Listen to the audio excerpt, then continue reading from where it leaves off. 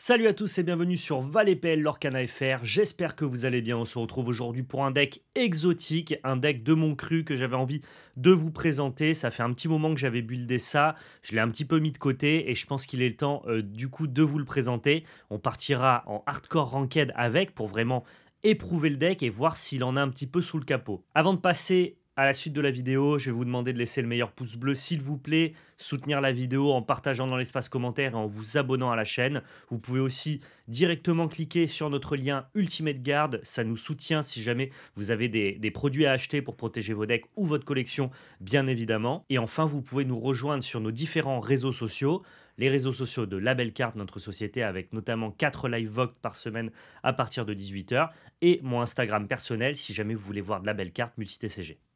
Au niveau de la liste, le concept, c'est de proposer une association de couleurs qui n'existe pas actuellement dans l'Orcana. Quand je dis qui n'existe pas, c'est-à-dire une association de couleurs qui n'est pas référencée ni dans le top Pixelborn, ni dans les tournois les plus récents.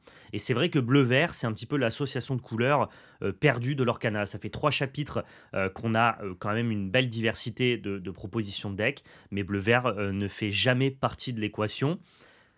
Comment je suis arrivé au postulat, à la création de cette decklist-là? Il faut savoir qu'il y a quelques semaines, on a fait une tier list avec le youtubeur Nos Jeux de Société. Et lors de cette tier list, l'idée, c'était de pouvoir hiérarchiser toutes les associations de couleurs. Et donc forcément, pour pouvoir, entre guillemets, mettre en avant des associations de couleurs, il fallait proposer une decklist pour que visuellement, les gens puissent voir à peu près ce qu'on allait hiérarchiser, quels étaient les decks qui allaient représenter chaque association. Et puis au moment d'arriver sur bleu-vert et d'autres bicolorités, eh bien on s'est demandé quels allaient être les decks qu'on allait pouvoir présenter. Et comme il n'y avait aucun deck bleu-vert qui avait performé sur Pixelboard, ni même dans les tournois, eh bien du coup je me suis mis en charge d'en créer un. L'idée de base de ce deck bleu-vert, vraiment ce qui m'a permis ensuite de créer tout le reste du deck, eh bien, c'est de me dire que finalement Cogwars, qui est une très très bonne carte du deck bleu-gris, qui est donc ce 2-5 pour 5 qui est en câble, qui a Shift 3, qui a la Ward et qui a Resist 1 et qui l'or pour 2, eh bien cette carte-là, on oublie assez régulièrement qu'elle a Shift 3. Donc le postulat de base, c'est se dire, mais finalement, quelle est la meilleure carte à Shift sur Morph? Eh bien, c'est peut-être Cogwars. À partir de ça, j'avais l'idée de base, il n'y avait plus qu'à broder. Il se trouve que dans le set, on a d'autres très très bonnes cartes à shift. On a un kit Cloud Kicker qui, lui, l'or pour 3 en shift au 3 avec la ward, donc qui est très difficile à gérer. Et vous avez un petit kit Cloud Kicker qui a le mérite en plus d'avoir la ward lui aussi, ce qui fait que ton support d'alter ne se fera pas géré par les cartes grises de ton adversaire, ce qui rend du coup le shift de kit assez facile, que ça soit évidemment sur le kit au tour 1 ou alors sur le morph au tour 2. Vu que vous allez jouer beaucoup de cartes floatborn, comme le Cogwars, comme le Donald Duck, comme le Kit ou le Gaston, eh bien forcément Bucky fait sens. On sait qu'en ce moment, dans les decks les plus populaires du format, on a des verts gris discard qui, eux, vont jouer les cartes comme le Prince Jean, Ursula, le Cursed Merfolk et Student Child. Donc voilà, j'ai un petit peu fait la popote avec ce qui se fait actuellement. J'avais eu l'idée à la base du deck bleu-vert, un peu tempo, avec des Floodborn, Bucky, la boucle kit. Là, j'ai retravaillé le deck pour vous le présenter. On est donc du coup sur une version bleu-vert tempo qui veut essayer de prendre l'avantage rapidement, tenir le board, avoir de bonnes statistiques, que ce soit avec nos 2-5, nos 4-4 ou nos Cogwars, tout en étant capable de l'orer rapidement, mais en ayant un petit plan de jeu aussi contre les decks les plus contrôles, un petit plan de jeu discard, avec notamment les Ursula et les Bucky. Sur le papier, honnêtement, pour l'association de couleurs qui est bleu-vert, je trouve que ça a un petit peu de gueule. Je sais que Nos Jeux de Société avaient présenté mon premier jet dans une de ses vidéos YouTube. Si jamais vous voulez aller voir la première version, il s'en était très très bien sorti en top ladder Pixelborn. À voir ce que ça peut donner maintenant avec le nouveau méta qui est en train de se dessiner sur l'Orcade.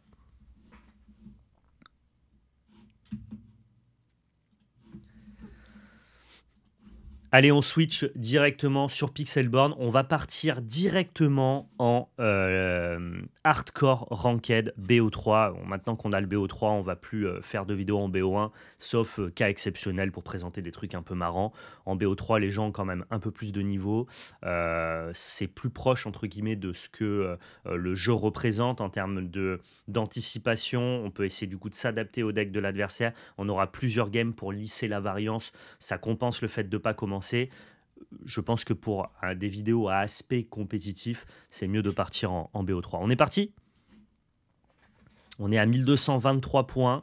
J'espère que ça va bien se passer. Ok, on va relancer pas mal de cartes. On n'a pas besoin des kits. On va garder Ursula. Peut-être Sudden Chill. Non, je pense qu'on va relancer aussi. On a un support à altération si jamais on vient à trouver un morph. Je vais quand même relancer ce Donald, je veux de l'early game, je veux trouver mes drop 1. Je veux commencer à mettre de la pression rapidement. Ok. Ok. J'ai double Bucky ici, mais pour l'instant, j'ai pas de Floodborn. On va pouvoir juste commencer à mettre de l'agression avec le Merfolk. Et on affronte un deck gris. Deck gris qui peut potentiellement nous poser problème. On affronte le deck d'ailleurs gris-vert des fosses assez classique. On aura probablement de bonnes chansons à trouver. Je pense que Bucky là, c'est pas trop son game pour l'instant. On va commencer nous aussi par poser des l'horreur. Savoir que notre deck peut aller très très vite. On a beaucoup de l'horreur à 3, notamment le kit qui se shift sur notre petit tour 1. Ouais, la Miss Smith est un peu fort. La Miss Smith est un chouïa fort, évidemment. Gaston, c'est très très bien. Gaston, c'est très bien pour pouvoir s'évoluer sur Morph. Ouais, on est capable de jouer des cartes en shift que les autres decks, eux, ne jouent pas. Il faut savoir que Bleu-Gris, ça joue Cogworth et Gaston. Eux n'ont pas la possibilité de les accélérer, mais nous, on se régale, on se fait plaisir. Je pense que là, on va faire Ursula into Morph dans Gaston, je pense. On va commencer par aller lorer si jamais il veut venir nous chercher avec Smith et faussera une carte. On est plutôt fine avec ça. Striking Goo Match, c'est pas mal parce qu'il va jouer lui aussi un plan de jeu un peu discard. Je crois que c'est Kit qui fait plus trop l'affaire ici, malheureusement. Et on va aller chercher Sudden Child ou Let the Storm Rage. Je crois qu'on va aller chercher plutôt la gestion ici.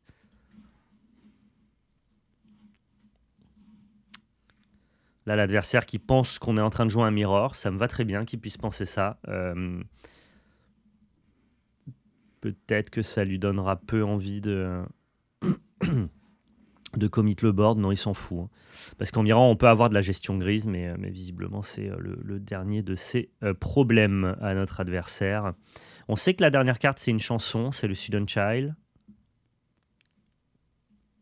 Mais en même temps, je m'en fiche un peu. J'ai plein de cartes en main. J'ai pas trop envie d'avoir cette Ursula ici. Je peux lui faire défausser de toute façon, en fait. J'ai même pas trop à réfléchir là. Hein. C'est juste morph. Pas de gestion de la part de mon oppo. On chante ici le Sudden Child pour lui faire jeter le sien. On conserve plus de cartes dans notre main que lui. Et on devrait vite reprendre le board avec Gaston.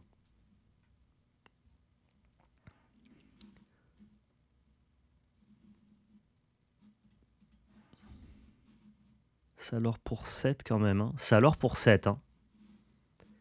C'est pas rigolo. Peut-être qu'on aurait pu aller taper avec Ursula. Non, alors je crois qu'on a encore un peu de temps. On a encore un tout petit peu de temps. Ah, il est bon. Il est pas mauvais. Il faut savoir que notre deck a peu de gestion. Hein. C'est vraiment un deck tempo. On veut prendre le board rapidement. Si on se fait un peu dominer sur le board, ça peut commencer à devenir complexe. Et... Ok, il a décidé de ne pas venir chercher mon Merfolk alors qu'il défaussait rien. Ça me paraît un peu étonnant, mais pourquoi pas.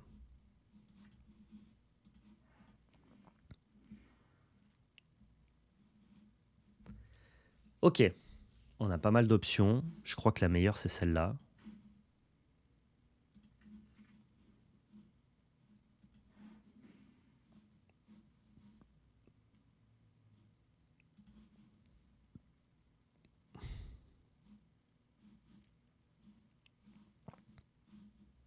Oh, il va gagner tellement de l'or ici. On va jeter Bucky qui ne fait plus rien.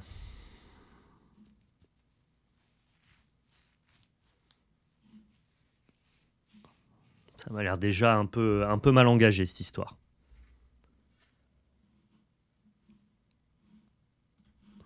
Allez, passons. Il a fait sa sortie la plus agressive. Hein. Il a trouvé tout son early drop, son early game. Oh, il joue Fin Rider. Ok, intéressant. Ça l'or pour 2 comme le Fin Rider de base qu'il avait sur le board. Waouh, il a top decké. Il a top decké Fin Rider into anti-bet. Wow, mon oppo est très chaud. Ça sent pas bon du tout.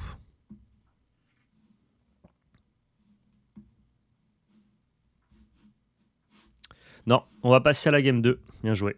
Bien joué à lui. Sortie trop agressive. On va commencer sur le play.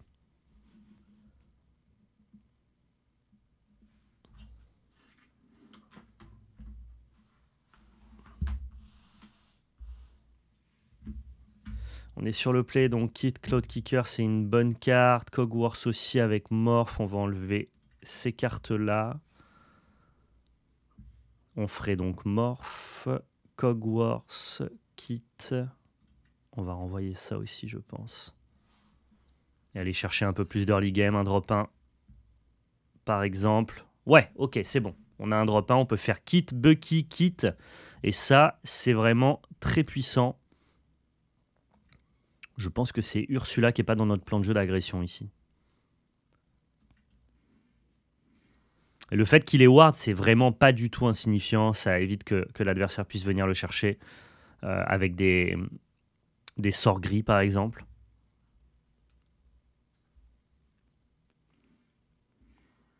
Ok, ça joue le petit Merfolk, pas de souci.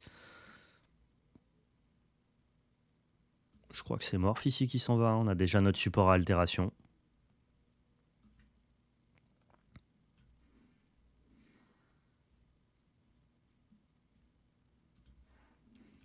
Ok.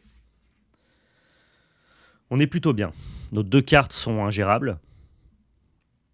Donc il n'y a pas de boom. Je crois que c'est comme ça que s'appelle la carte qui pour 2 met 2 dégâts. Non, il développe son plan. Un plan de jeu agressif lui aussi, visiblement. Là, ça risque de lui faire tout drôle. S'il connaît pas mon deck, je pense qu'on va bien rigoler.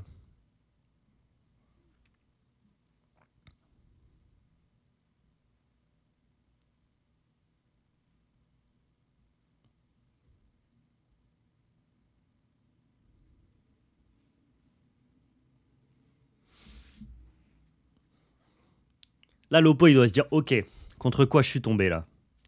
Qu'est-ce que c'est que cette sorcellerie? C'est ça qui est assez amusant quand tu joues des trucs un peu exotiques.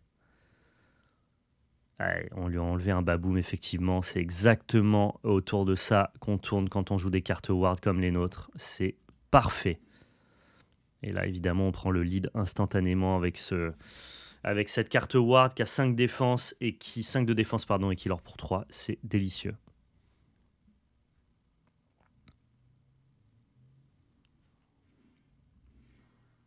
Prince jaune, c'est un peu relou. Prince jaune, c'est un peu relou, mais on fait bien la course, donc on va dire que c'est ok. Ça, c'est Oust. Ouais. Et ici, on va bien renvoyer Finn. On va bien juste l'aurer. Derrière, on fait défausser encore une carte, donc je vais garder Bucky pour l'instant. Je me tâtais à aller taper le Merfolk, mais ça lui donnerait une carte avec Prince John. Ça serait un peu chiant. Ça serait un petit peu chiant. Okay, il rejoue beaucoup de cartes de l'or. Waouh, ça commence à faire beaucoup.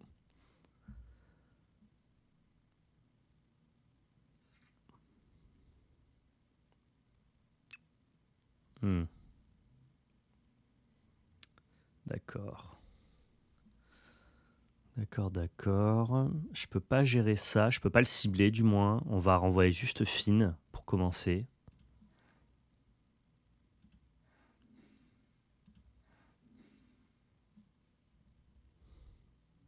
Le problème, c'est que là, le Cog Wars, il va falloir attendre un tour supplémentaire pour le jouer. Il a pas vocation à nous apporter grand-chose, alors que si je l'ancre, je pourrais probablement jouer Gaston le tour d'après, ce qui me paraît peut-être un peu meilleur.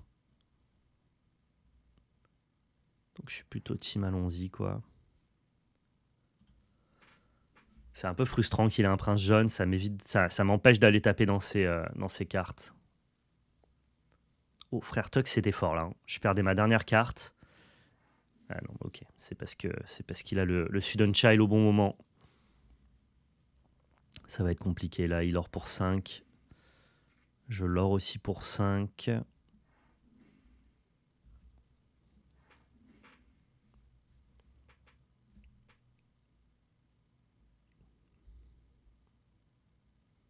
Il stat à venir avec Captain Hook. Dans lui ou dans lui. Ça se discute. C'est pas impossible qu'il faille venir gérer mon kit.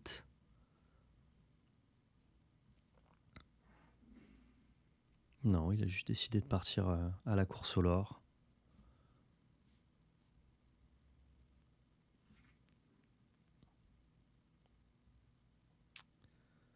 D'accord.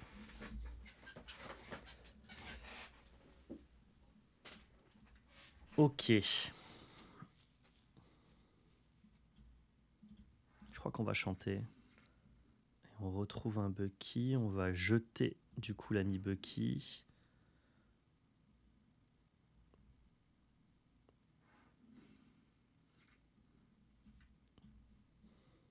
Ouais, c'est un peu faible en ce moment cette carte-là face à Prince John. C'est un peu faible. Mais bon, maintenant on a plus de cartes en main, donc on va pouvoir justement aller gérer ses cartes sans qu'il ait d'effet de draw avec son ami Prince John. Donc premier effet, on gère le Merfolk. Il a toujours l'étal, je crois. Donc on est obligé d'aller mettre un coup supplémentaire. Il a plus l'étal. Et nous, le tour d'après, on l'or pour 7. Je pense qu'on est quand même derrière, malheureusement. À moins d'un miracle, je vois pas tellement comment on s'en sort.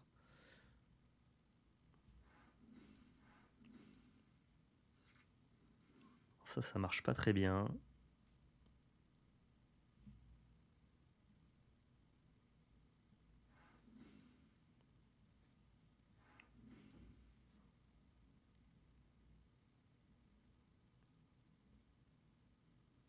S'il l'or pas avec Prince John, je pense qu'il peut perdre encore la game. Je pense qu'il doit y aller et je gère pas Smee. Ça m'a l'air d'être une erreur. Oh, ça m'a l'air d'être une petite bêtise, ça. Je suis pas sûr de moi. J'aurais pu piocher une interaction. Il aurait que pour 2 au lieu d'être à 18. Je crois qu'on a quand même perdu, malheureusement. Je suis pas capable d'aller gérer ni l'un ni l'autre.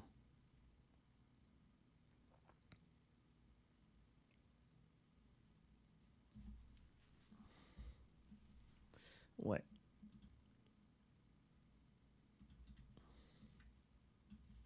On va ancrer le kit. On tape là. On tape ici. Et c'est perdu malheureusement. Bien joué. Bien joué, bien joué. On aurait pu piocher une carte de tempo, un libéré délivré ou un Mother Knows Best. Ça nous aurait quand même pas mal aidé. On a 8 sorts de gestion dans le deck. En tout cas, qui nous aurait permis de remettre à plus tard et de gagner. On avait quelques top decks gagnants, mais c'est pas venu, c'est pas grave. Il peut se louper, hein. Il se loupe. Il a l'étal, il le voit pas. What? What? Mais what? Attends, j'ai pas le... J'ai pas le concept, là.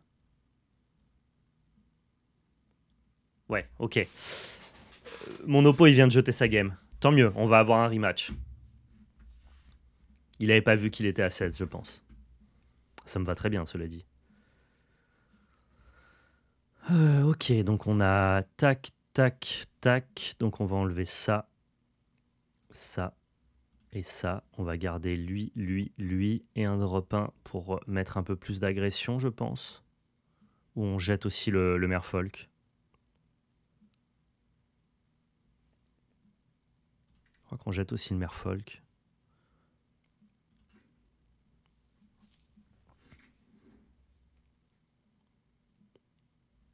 Ok. C'est une bonne réponse à discard, hein, le fait que tous les joueurs piochent des cartes. Ça peut invalider un petit peu ces cartes de discard. Bon, normalement, on avait perdu ce match. Il nous donne une deuxième chance, on l'a saisi. Ça se joue à ça aussi. Ça peut se jouer sur les erreurs de l'adversaire, les games. C'est une erreur d'inattention en plus, là, hein, pour le coup. Mais on prend.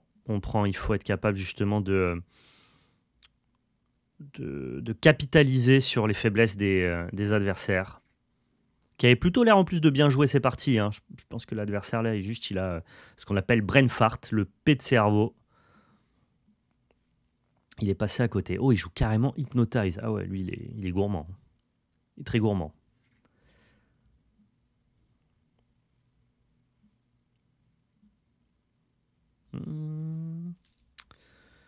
Est-ce que c'est pas l'ami... Non, l'ami Kit me semble tout indiqué ici. Je crois que c'est l'ami Donald qui reviendra plus tard. À moins que ça soit toi, hein, Cogwars. C'est peut-être toi, Cogwars. Comme ça, j'ai une curve. C'est toi, Cogwars, qui t'en va. Et on va aller voir ce qui se passe ici.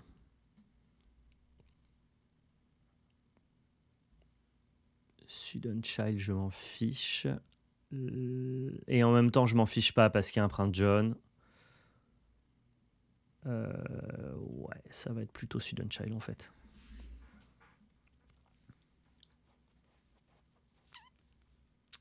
Et on va évidemment pas l'orer parce que sinon avec son Captain Hook, il va nous empêcher d'altérer le tour d'après. J'ai vraiment envie de lui mettre la pression très rapidement. Le Baboom qui est totalement inutile face à nous. Ok, j'ai un bon tour qui s'offre à moi là maintenant. Oh, super, en plus je trouve une carte facile à ancrer. Ça me va très bien. On va commencer directement par Shift. On sait que maintenant on lui a laissé Let the Storm Rage dans la main, qu'il pourrait chanter avec Ursula pour aller gérer notre propre Ursula. Mais j'ai plutôt envie d'être assez mana efficient et de lui dire reviens plus tard si ça t'embête pas. Voilà, et là on a vraiment pris un ascendant sur la game. C'est le côté très tempo de je suis pas là pour battre tes ressources, je suis là juste pour prendre du lore, remettre tes menaces à plus tard. Et c'est pas grave si je les gère pas parce que plus tard, en fait, j'aurai fini la partie. Ah, je pense que mes chats ont fait tomber un truc chez moi. J'irai voir après. Ok, j'ai une bonne carte pour invalider son fin. Plutôt une bonne carte pour invalider son fin. Je sais qu'il y a encore Let the Storm Rage, mais bon, la carte n'est pas du tout brillante ici. Donc on va enlever Ursula. Et on va juste développer un Donald. Hein. Franchement, la carte m'a l'air plutôt bonne. Let's go. Au début de mon tour, donc là, s'il me fait discard d'une carte, il pourra l'aurer pour 3. Ouais, ça égalisera à peine ce que fait mon kit Cloud Kicker, donc on va dire que c'est ok. Il peut aussi décider de double taper dans le kit. Mais pareil, ça me fait pas des masses peur, quoi. Ouais, cette Ursula, pareil, on ira la gérer. Il va double taper dans le kit, ok. Ouais, je pense qu'il est très en retard s'il fait ça. Waouh. Il laisse mon... Alors là, je l'ai pas. Pour le coup, je n'ai pas la... je n'ai pas l'idée de mon adversaire ici. Je pense que là, on a une très belle sortie. En tout cas, le deck fait exactement ce pourquoi il a été pensé. Et ça me régale bien évidemment. On va pouvoir piocher 2 cartes avec Donald Duck. Donc du coup, on est sûr de trouver le 6e mana si on venait à gérer Kit. Sinon, je vais pouvoir alter par-dessus. Là, je rajoute plus de board. Les decks ne jouent pas soyez prêtes la plupart du temps. Et on va continuer juste à turbo ancre. Et je pense que là, cette game, on l'a gagnée. On a vraiment temporisé, remis à plus tard toutes ces menaces, pris le board, commencé à générer du lore plus rapidement que lui. Et là, à moins qu'il ait tuons la bête, Ce qui n'est pas forcément commun, encore une fois, dans les listes vers gris discard. Je pense que c'est échec et mat ici pour lui. Tinkerbell qui est un tantinet relou, mais ça devrait aller. Quoique Tinkerbell, c'est un peu chiant, on va pas se mentir.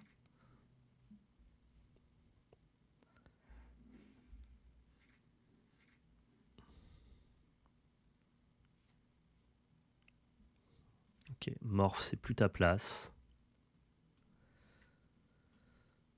Toi, on va shift ici.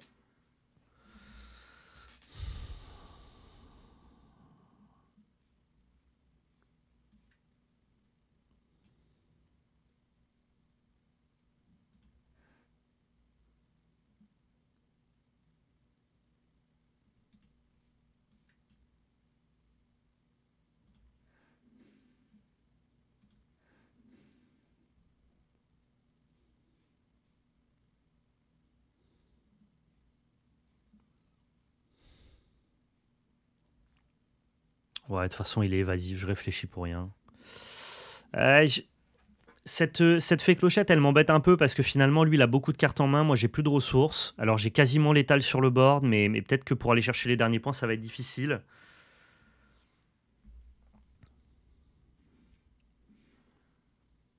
Je suis pas tout à fait serein finalement ici, tu vois.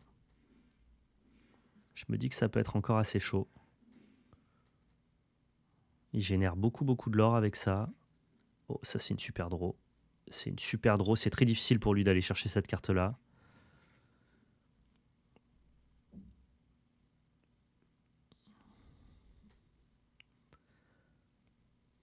Je pense qu'on a tout intérêt à aller prendre tout notre lore.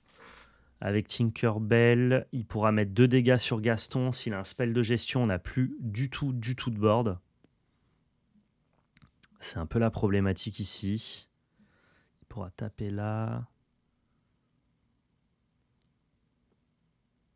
Je crois qu'on n'a pas des masses le choix. On va d'abord aller voir ce que le Gaston nous propose. On va prendre des cartes qui ont juste du lore, hein, basique. Donc là, si j'attaque, il fait Tinkerbell. Je mets 2 points ici. Ouais, je crois que c'est très dur pour lui de clean tout mon board. C'est possible avec des cartes grises qui mettraient des dégâts, mais ça me paraît pas évident, quoi. Il faut qu'il tape sur Donald. Il met les 2 dégâts sur Gaston. Il a une gestion grise avec Gaston.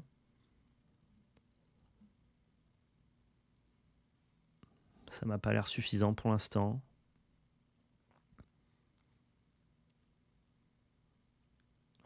Ça sera... Non, pour l'instant, ça suffit pas.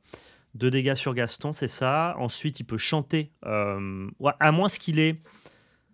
Ok, ce qui le sauve, ça serait... comment s'appelle cette carte? Allumer les mèches. Il fait allumer les mèches sur Gaston. Il trade ici, j'ai plus de board. Et derrière lui, il est plutôt bien. Ouais, mais là, notre Donald survit pour l'instant. Donc s'il a allumé les mèches, on a perdu. Let's go!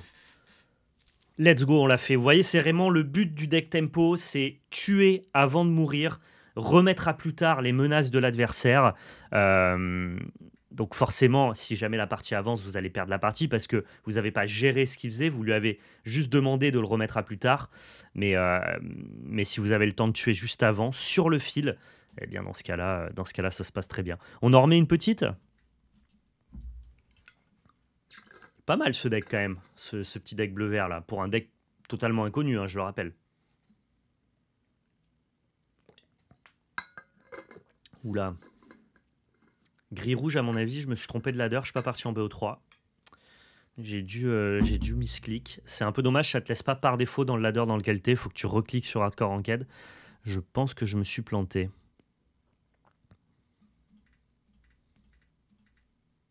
Ouais, je pense que je me suis planté, c'est pas très grave.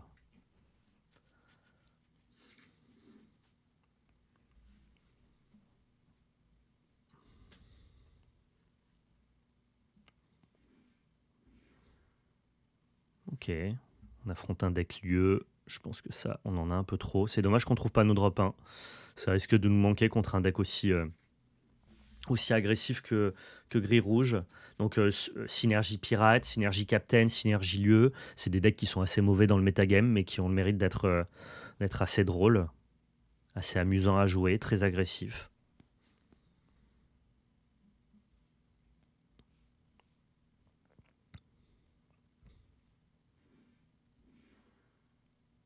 Ok, ok, double lieu. À mon avis, la discard, ça aura pas beaucoup de prise sur lui. Et en même temps, je crois que j'ai plus besoin de ce morph-là. Je peux jouer celui-là, si jamais il me le gère, j'ai déjà un autre support d'altération.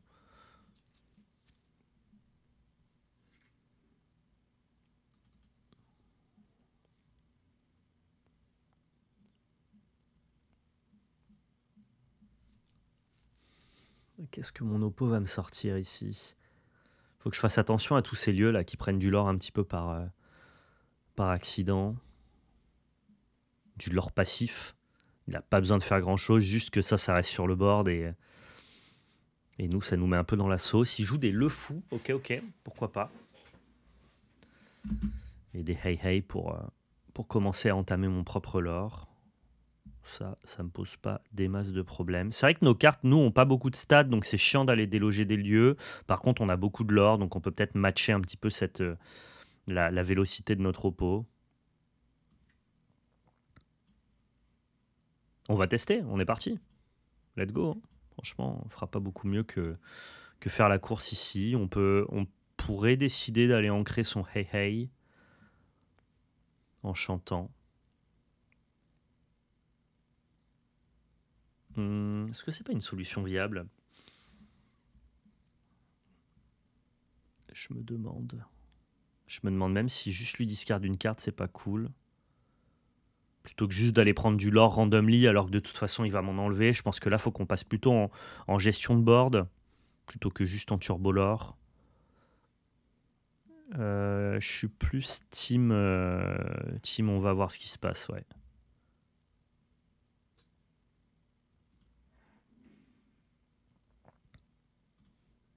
Ça me va plutôt bien.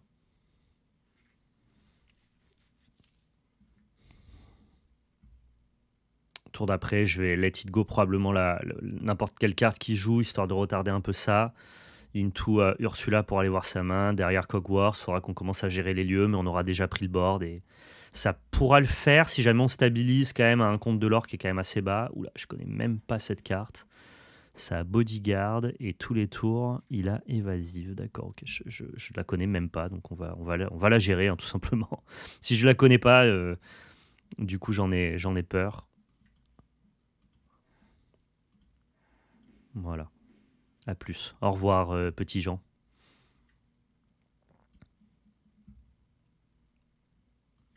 On commence d'abord par Ursula. Sinon, si j'avais avec Sudenchal, il enlève son Enzen Along Kemzus, ben on a l'air un peu bête, quoi. Et tu vas défausser un de tes deux Aladdin. Je me disais bien que le fou, ça m'a fait penser à Aladdin, parce que c'était ce qu'on faisait en chapitre 1 pour essayer d'attaquer plusieurs fois avec Aladdin. Effectivement, le fou, ça indiquait bien cette direction-là. Je pense que là, ça y est, on vient de prendre l'ascendant sur la game. Alors, il a toujours son lore passif, mais on va pouvoir développer Cogwars. Commencer à gérer le bayou. Et lui, son Aladdin ne fait rien, parce qu'on n'a toujours pas pris de l'or pour l'instant. On a plutôt bien tourné autour de ça. Ni Hey d'ailleurs, hein, qui est censé lui aussi nous enlever du lore. Pour l'instant, ça fonctionne pas très bien.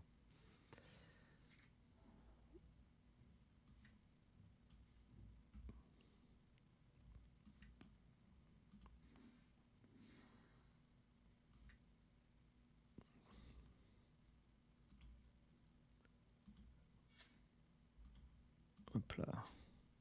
Je crois que je peux lui laisser, ça je m'en fiche un peu.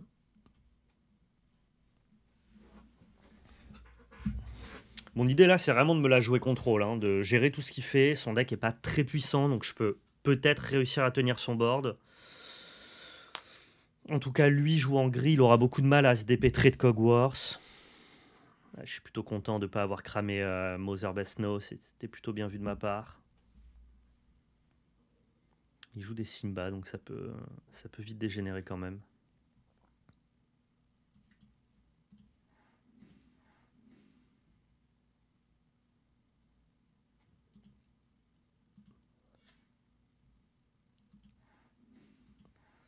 Alors là, pourquoi je mets 1 ici tout en prenant tout de l'or? Parce que derrière, j'aurai 5 dégâts à mettre dans Nottingham. Donc du coup, ça me permet de récupérer mon lore. Et dans tous les cas, je tuais le Nottingham qu'en 2 tours. Donc tant qu'à faire, on peut lorer et tuer Nottingham en 2 tours ici. Ça me paraît pas trop mal. J'ai un peu peur de son Simba. En tout cas, ça va lui amener directement 13 de l'or, plus Nottingham 14, AA 15. On va stabiliser, mais il sera déjà très très haut hein, pour le coup. Il a l'air d'avoir que des cartes non ancrables. Non, il joue Aladdin, ça y est.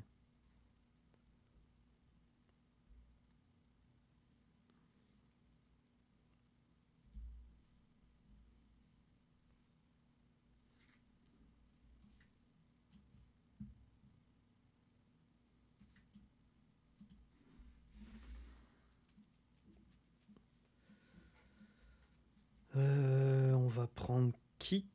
Kit, ça fait gagner un peu de temps aussi. C'est pas mal du tout. Est-ce qu'on décide de lui enlever Nottingham? Je crois. Ou alors on part juste en l'or. Là, c'est plus 6. Lui, il met... Ouais, plus 6 passe à 9 avec sa G9. Lui, quand même, c'est un peu plus mollasse, quoi. Il gagne que 3. Je crois que je vais ignorer Nottingham, du coup. Totalement. Si jamais il a un Aladdin à alter, on est un peu mal dans cette game. Mais c'est la vie. Je peux pas tourner autour de tout. Je vais accepter. Je pense qu'il y a un moment où, quand tu as le rôle du joueur défensif, mais que tu as un deck tempo, je pense qu'il y a un moment, il faut ce qu'on appelle turn the corner, trouver le point d'ancrage où tu décides de switcher la game et de toi devenir le joueur agressif. Et je crois qu'on est un peu dans ce spot-là, quoi.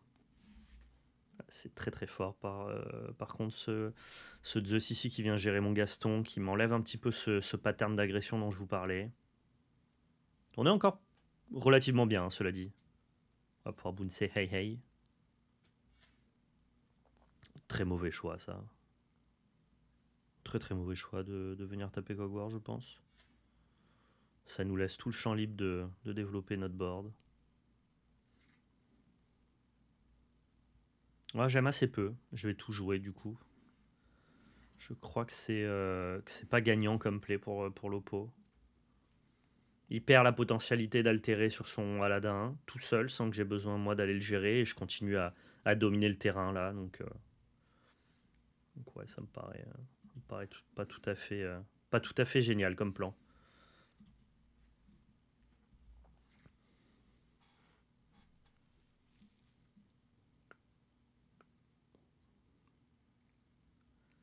Ah ouais, il joue vraiment tous les supports à Aladdin. En même temps, c'est pas déconné, hein, c'est une bonne carte. Une très très bonne carte Aladdin. Qu'on a un peu oublié alors qu'elle était assez brillante dans le chapitre 1. Ouais, je pense que là c'est échec et mat pour notre adversaire. Il a aucun moyen de m'empêcher de mettre les derniers points de l'or ici. On va s'envoler vers une victoire de plus. Hein. Bon, malheureusement, c'était rouge-gris, donc c'est pas tout à fait significatif, mais je pense qu'on a quand même plutôt bien vu ce que le deck est capable de faire, la manière dont il a été pensé. Ce qui est important quand tu deck build un deck, c'est pas tellement que ton deck soit puissant ou s'intègre bien dans le méta. Le premier niveau déjà de satisfaction, c'est est-ce que ton deck il est cohérent, c'est-à-dire est-ce qu'il fait de manière fonctionnelle et consistante ce pourquoi il a été pensé. Et je trouve que ce deck bleu-vert, je peux mettre ça à mon crédit, il fait exactement ce pourquoi il a été pensé, c'est-à-dire être un deck tempo qui est capable de l'orer rapidement tout en repoussant un petit peu les menaces de l'adversaire. Alors c'est un deck qui évidemment va profiter d'une méta plus créature qu'une méta contrôle, hein, pour le coup, mais qui est quand même assez véloce pour être capable de passer en dessous les jeux contrôle. Ça peut avoir quelques faiblesses à gris, mais on a quand même des Cogwars.